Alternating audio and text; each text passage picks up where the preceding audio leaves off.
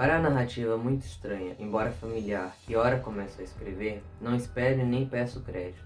Louco, na verdade, seria eu se eu esperasse, num caso em que os meus sentidos rejeitam seu próprio testemunho. Louco, porém, não sou eu, e com toda certeza não estou sonhando. Mas como amanhã morrerei, quero aliviar hoje a minha alma. Meu imediato propósito é o de apresentar ao mundo, de forma simples, sucinta e sem comentários, uma série de meros acontecimentos domésticos. Por suas consequências, esses acontecimentos me aterrorizaram e me torturaram e acabaram me destruindo. Todavia, não tentarei explicá-los. A mim, outra coisa não restaram senão o horror. Para muitos, parecerão menos terríveis do que barrocos.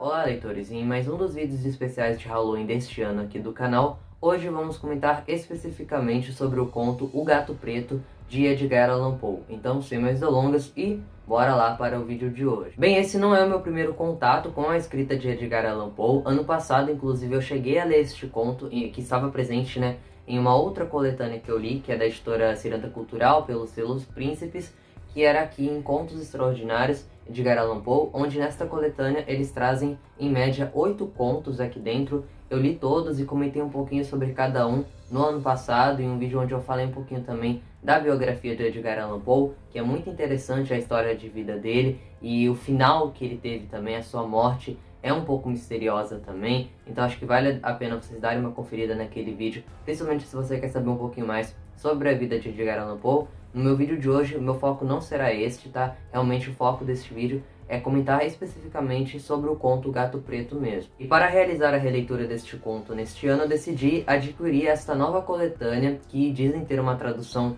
muito melhor, mais adequada para a obra de Edgar Allan Poe, que é da Companhia das Letras, da Companhia de Bolso. Eu comprei essa minha edição lá na Shopee, ela está até que um pouco desgastada, eu pretendo trocar ela futuramente, talvez eu adquira a versão da Darkside, que é um sonho de consumo que eu tenho, porque realmente a edição deles é muito bonita, entretanto é bem cara, então, mas eu acho que essa daqui já cumpriu o seu papel. O que importa realmente é a leitura, a história, e ela está aqui dentro. Essa edição da editora Príncipes também é muito interessante, porém ela traz algo que me incomodou um pouco. Ela acaba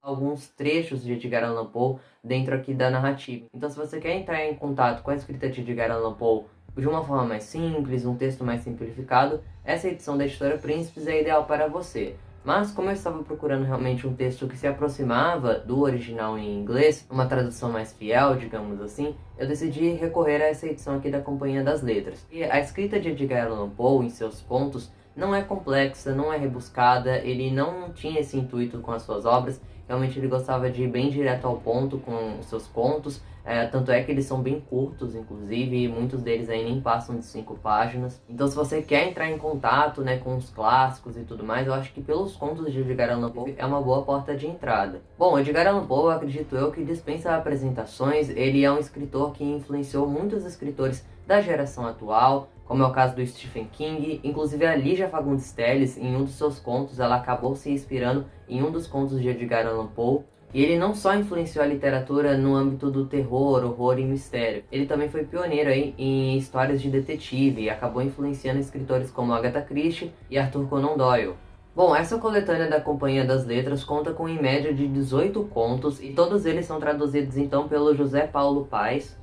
Inclusive, eles contam então com uma apresentação aqui no início da edição, onde o José ele vai acabar se dedicando realmente a uma mini biografia do autor, e no final ele vai aproveitar também para tecer algumas de suas opiniões em relação aos textos do autor. Acho que vale a pena vocês darem uma lida nesta apresentação. Acho que ele resume de forma bem interessante aí a vida de Edgar Allan Poe. E o Gato Preto, o conto que vamos comentar aqui hoje, nesta edição está presente na página 69. Creio eu que esse deve ser um dos contos mais conhecidos do escritor. Sempre quando eu vou ouvir falar de Edgar Allan Poe, as pessoas sempre comentam ou de O Corvo, que na verdade é um poema, ou de O Gato Preto, que é um dos seus contos mais comentados também nesse gênero do terror e mistério. Bom, ele foi publicado originalmente no ano de 1843 e conta aí com um narrador em primeira pessoa. Inclusive, toda a narrativa deste conto é muito interessante, pois desde o início ele já é bem impactante. Realmente parece que o protagonista está conversando com o leitor. E logo de início, a gente já sabe que algo tenebroso ocorreu com ele, e ele vai relatar esses fatos na perspectiva dele pra gente ao longo deste conto. Mas antes disso, ele vai fazer um resumo aí da sua vida antes de todas essas tragédias acontecerem.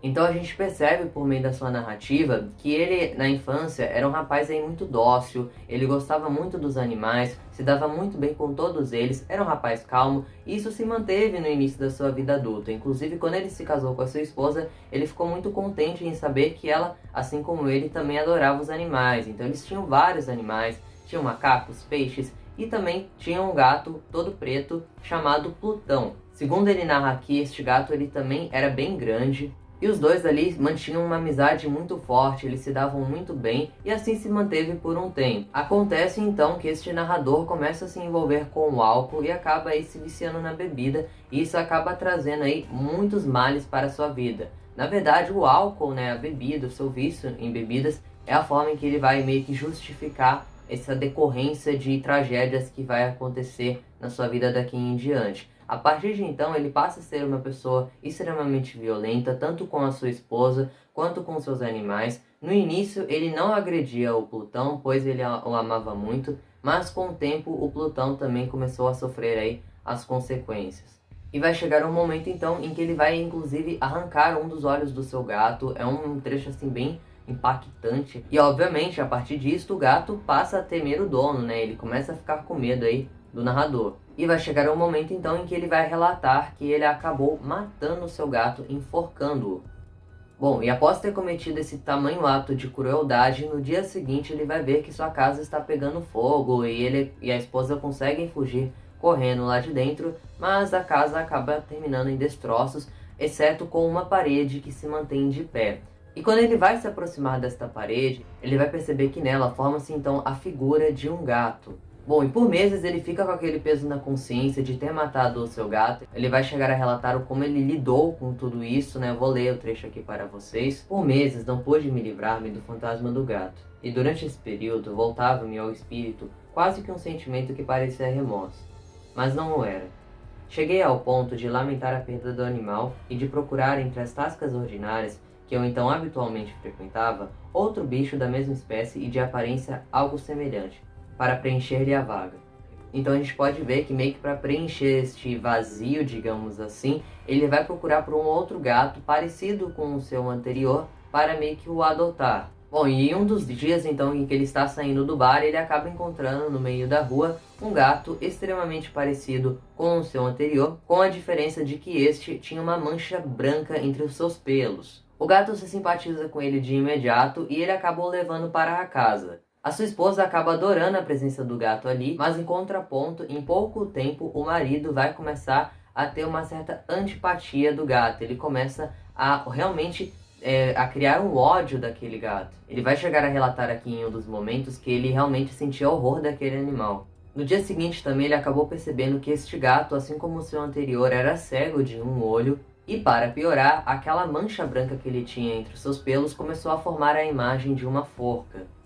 E a gente vai percebendo durante esses relatos que esse novo gato aparece aqui na vida deste dono como uma espécie de karma materializado, né? Com o tempo passando, o nosso narrador vai se viciando cada vez mais na bebida e ele vai se tornando mais violento. Chega um dia então, em um ataque de fúria, que ele vai pegar um machado e vai tentar acertar o gato, só que a sua esposa acaba entrando na frente e protegendo o gato e ele acaba sem querer dando uma machadada na mão, se eu não me engano, de sua esposa, e continuando no seu ataque de fúria, o rapaz acaba então matando a sua mulher. A partir desse instante, o gato desaparece da história e ele só retorna no final do conto. A partir desse momento também, o narrador vai começar a contar o como ele tentou esconder aquele cadáver, né? Basicamente, ele vai pegar e emparedar este cadáver em uma das paredes. Ele consegue manter o corpo escondido durante um tempo, só que em um dos dias, né, em que os policiais vão investigar a casa lá dentro, ele vai acabar então batendo na parede para mostrar aos policiais de que ele não está escondendo nada deles e tudo mais.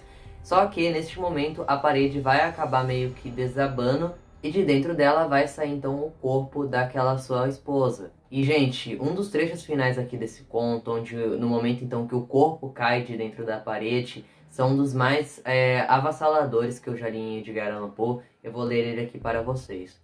Sobre sua cabeça, com a boca vermelha escancarada e o olho solitário de fogo, estava sentado o horrível animal que tinha me levado ao assassinato e cujo grito havia me denunciado ao carrasco. Eu tinha emparedado o monstro dentro do túmulo. E é desta forma que se encerra o conto O Gato Preto. Bom, esse é um dos meus contos favoritos de Edgar Allan Poe, só não é o meu favorito, pois realmente, assim, em primeiro lugar fica O Barril de Amontilado, mas realmente O Gato Preto não fica atrás.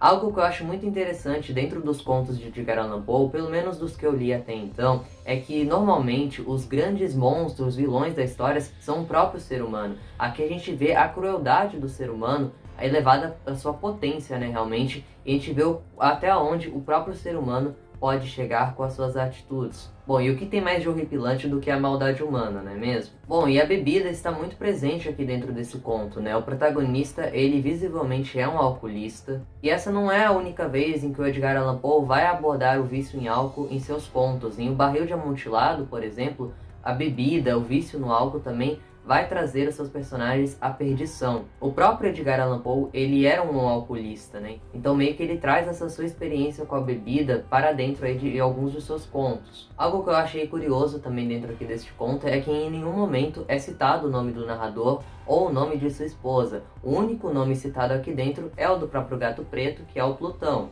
E essa é uma história pra mim que ela vai tendo uma crescente, né? Então ele começa de uma forma leve ali, o protagonista relatando como era a sua infância e tudo mais. E quando você chega no final do conto e percebe o que aconteceu ali, você fica aterrorizado realmente com a história. Então é uma história que vai te prendendo aos poucos e você vai querendo saber o que aconteceu ali. É realmente como se fosse aquelas histórias, sabe? Que quando você tá no Halloween e os seus amigos, você se reúne com seus amigos, né? Para contar histórias de terror. Aos poucos a história vai ficando cada vez mais escabrosa, né? Então é realmente como se o Edgar Allan Poe, por meio dos seus contos, estivesse contando essas histórias, né? Relatando essas histórias de terror ocorrido aí com seus personagens. No mais é isso, recomendo muito que vocês leiam O Gato Preto. Se você nunca leu Edgar Allan Poe, acho que esse conto é uma boa porta de entrada para você. Não tem uma escrita difícil, é uma história super empolgante, muito interessante também, que vai te arrancar aí alguns sustos também em alguns momentos. E é um conto que fica martelando na sua cabeça mesmo após a leitura, porque realmente